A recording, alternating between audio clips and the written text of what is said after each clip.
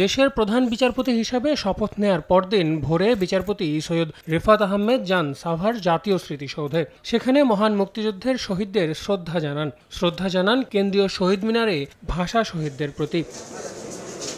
এরপর প্রথম দিনের মতো এজলাসে আসেন স্বাধীন বাংলাদেশের প্রথমবারের মতো হাইকোর্ট থেকে সরাসরি নিয়োগ পাওয়া প্রধান বিচারপতি। এর অনেক আগেই আইনজীবীদের উপস্থিতিতে কানায় কানায় পূর্ণ হয় আপিল বিভাগ। এজলাসে বসেই কোটা আন্দোলনে নিহতদের শ্রদ্ধা জানিয়ে 1 মিনিট নীরবতা পালন করেন তিনি। এরপর রীতি অনুযায়ী প্রধান বিচারপতিকে সংবর্ধনা দেন অ্যাটর্নি জেনারেল ও সুপ্রিম কোর্ট বার। শুরুতেই অ্যাটর্নি জেনারেল বলেন, গত 15 বছর যারা গুম খুনের শিকার হয়েছে তারা প্রধান বিচারপতির কাছে ন্যায় বিচারের জন্য তাকিয়ে আছে। বিচার বিভাগ সিন্ডিকেট মুক্ত বলেও আশাবাদ ব্যক্ত করেন অ্যাটর্নি জেনারেল। শহীদদের প্রতি শ্রদ্ধা জানিয়েছেন এবং উনি বলেছেন তাদের আত্মত্যাগের যে মহৎ উদ্দেশ্য ছিল সেই লক্ষ্যকে সামনে রেখে বাংলাদেশের বিচার ব্যবস্থাকে জনগণের অধিকার প্রতিষ্ঠার একটি আশ্রয়স্থল হিসেবে উনি গড়ে তুলবেন।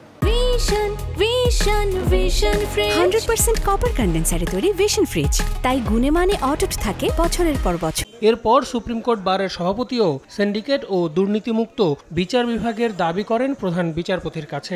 বিচার বিভাগকে ব্যবহার করে দেশকে নিয়ন্ত্রণ করতে চেয়েছিল, মানুষের মৌলিক অধিকার নিয়ন্ত্রণ করতে চেয়েছিল, মানুষকে হয়রানি করেছিল, সেগুলো যেন তারা যেন আমলে নেন সেটা আমরা দাবি জানিয়েছি। হাজার হাজার মানুষ নিগৃহীত হয়েছে, শত শত মানুষ রক্ত ঝরেছে।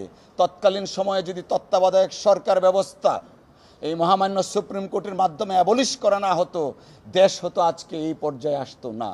পরে এক আবেগঘন বক্তব্য দেন প্রধান বিচারপতি সৈয়দ রেফাত আহমেদ। বলেন, ছাত্র জনতার সীমাহীন আত্মত্যাগের মাধ্যমে যে বিজয় এসেছে তার প্রতি সম্মান রেখে সততার সাথে দায়িত্ব পালন করবেন তিনি। বলেন, বিগত দিনে অন্যায়কে ন্যায় বানিয়ে ফেলা হয়েছিল।